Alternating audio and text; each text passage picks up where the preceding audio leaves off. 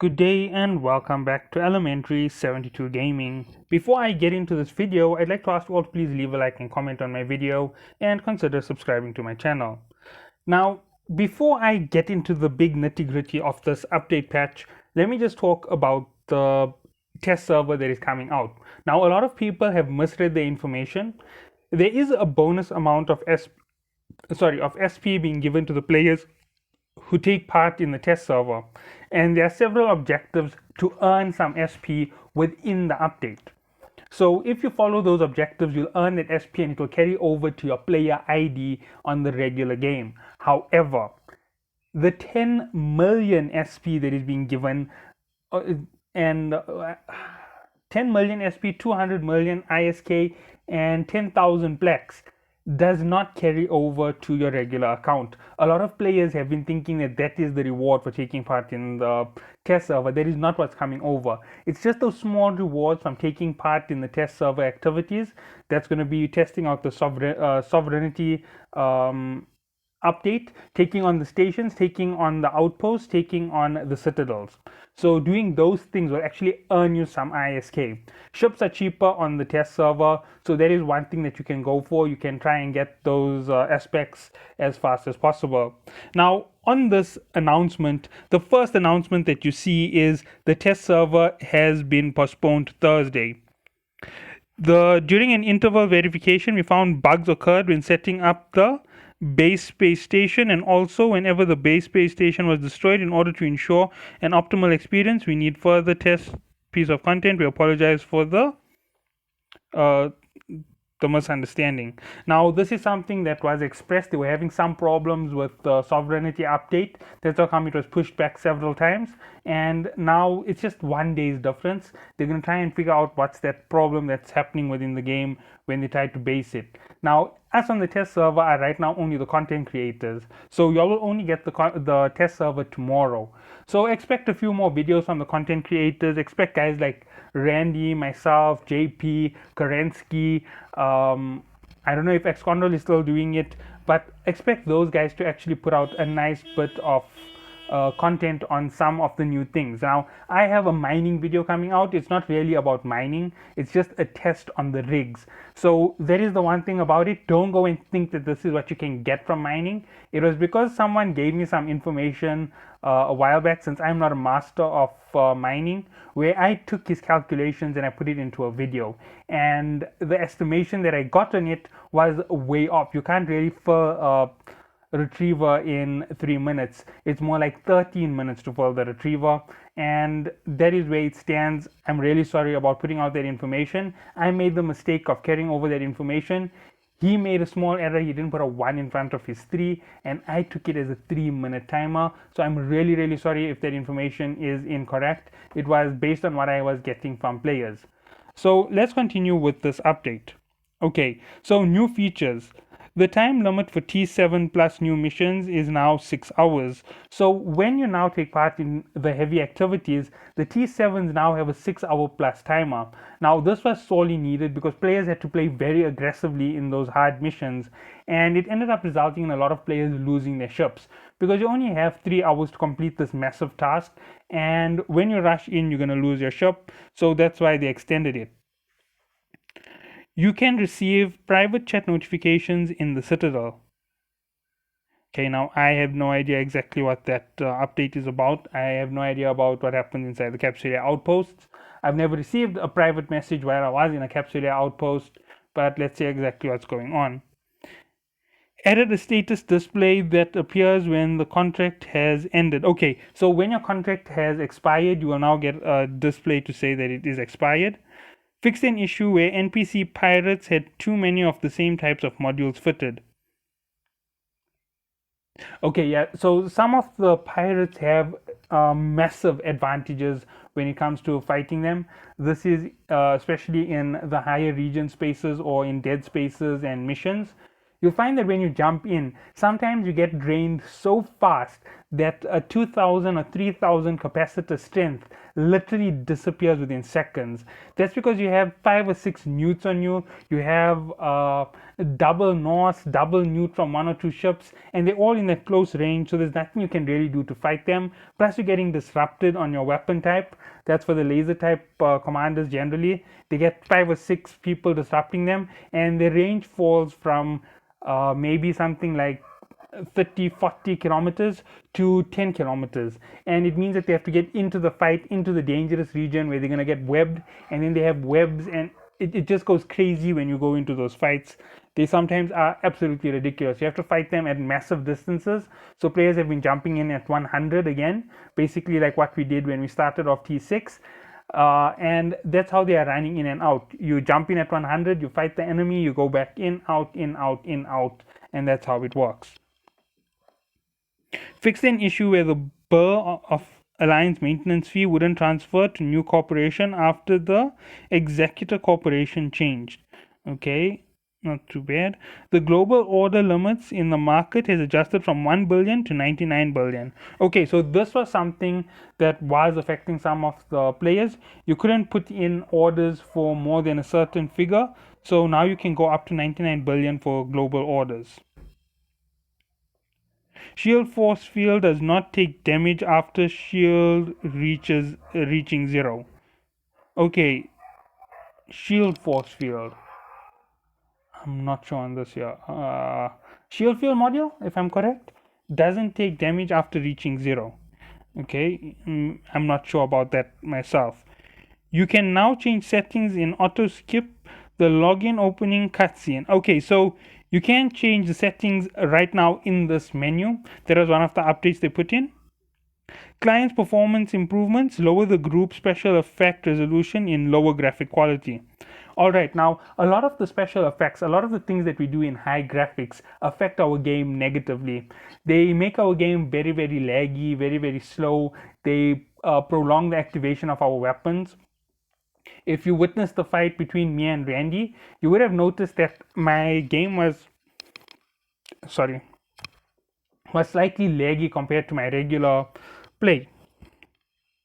Okay, sorry about that. I'm just having a little bit of a hiccup.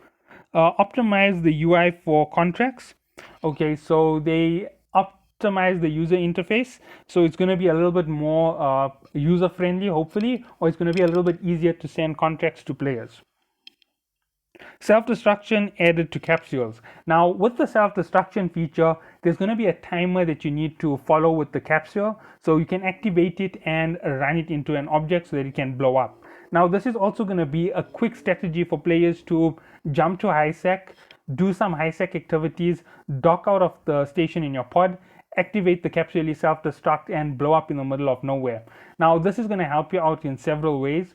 You're going to blow up over there, you're going to re-arrive at the main station where you set your base at, so you can quick travel across the map very, very quickly. So you don't need someone to pod you every single time.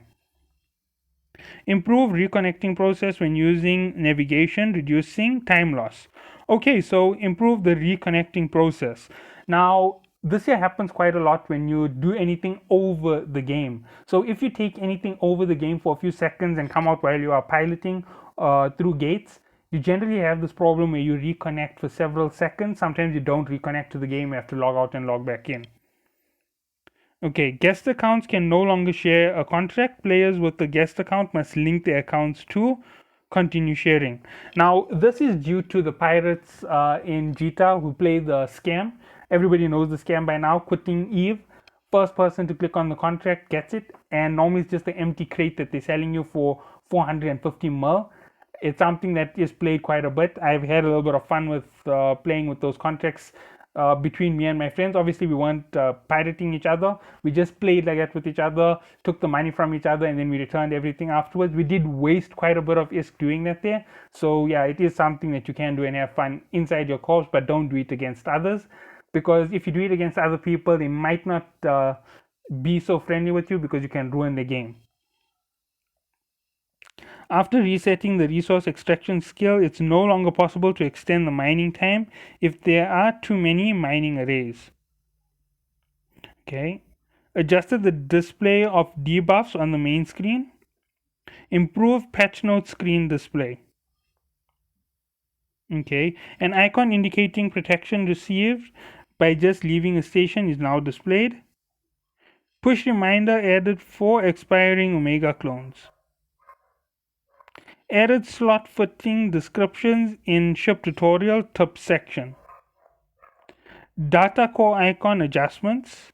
Optimize the visual icon effects of objects in space. Fixed issue where it was possible to reset drone attack timer by tapping the drone button rapidly. Fixed an issue where a corporation name card couldn't be shared to chat sometimes. Fixed an issue where changing the language would occasionally cause the corporation channel to disappear. Where incorrect pilot status display. Okay, the fixes aren't anything that I am so well aware of. I don't know about any of these problems. I haven't experienced many of them. I know about the drone, this thing changing the target or relocking a target generally gets them to fire twice, but generally they miss the first shot. So I don't know if that makes much of a difference. So let's just go through all of this here with the quick overall. So the test server has been laid back by a day. There are SP rewards from the test server. I believe it's 130,000 worth of SP that you can gain off the test server. Just joining the test server has a SP reward that you will receive instantly. There's 120,000 for destroying stations and so forth within the test server. So those are the types of bonuses you're going to get in the test server. I think the test server will be available for a week. It might be available for longer than a week, maybe 2 weeks, and then Sovereignty will drop in the official game after the test server. They're going to use our results in the test server to see if the Capsulia outposts, the citadels, and the defenses for Sovereignty are up to scratch. Some of them might not be in the game as yet, so it might just be citadels and Capsulia outposts, no gate guns, no turrets. So be very careful about that there. Things might not be as expected, so just take everything with a grain of salt. Overall, this wasn't such a bad patch. Most of it was just graphic quality changes. I don't see many quality changes for gameplay. And here's something else that I just want to mention for the regular players out there. When you do get to the test server, you're going to have a menu similar to what I have. You're going to have Aurora as your display for the regular server, and you will have another display for the test server. I don't know whether you're joining the content creators test server or you're going to have your own test server. That's purely up to the devs. We will find out tomorrow when it launches. Now, here's something else to note about everything that's coming out. The market right now is totally filled. It's packed to the brim. Resources have gone up in prices at ridiculous rates. The battleships have started to climb in price all of a sudden out of nowhere. The bulk of the population of the gameplay has already reached T8. So that means that the majority of the gameplay is in T8. I expected the price of the ships to start dropping rapidly, just like what happened with the regular faction cruisers. They took a climb up for the first few weeks and then they just started to drop rapidly. Now, although this is what it looks like people are going to go through, I am going to suggest that you all take very big care on buying your battleships, because the battleship price is bound to drop. Remember, originally I gave them 15 mil ratings. They look like they're ending up at that 15 mil rating right now, and this isn't as expected. I would have expected at this point the price of the debris and everything would start to come down again. We should have a price of around 40 million to a debris being the regular again, but right now it's closer to 70 and 100 million for the debris. So take careful consideration when you are collecting debris. Sell them and trade them between corps. It's going to be easier than buying the debris and selling the blueprints. So if you do have a blueprint exchange, contact me. I know people looking for blueprints like the Macarial, the Rattlesnake, the Nightmare. If you do have blueprints, I might be able to get you a trade, and it will be a 1-for-1 trade instead of you trying to sell a 750 million blueprint for 2 million. And you understand the whole complex situation over there. I can try and broker some trades for you. Join into the PvE Defense Force. We'll try and go through that that Discord server. I am in charge of it, but I don't have anything set up for trade. Yes, a lot of the PvE corps don't want to do any trades, and it is up to the nullsec corps to do trades through these regions. There are some benefits to trading your blueprints. I know that some people who are stuck in Garista space don't have access to Sanchez space, so there's an option, trade between the two, get some nice ISK and get things going. So thank you all for watching. Have a good day.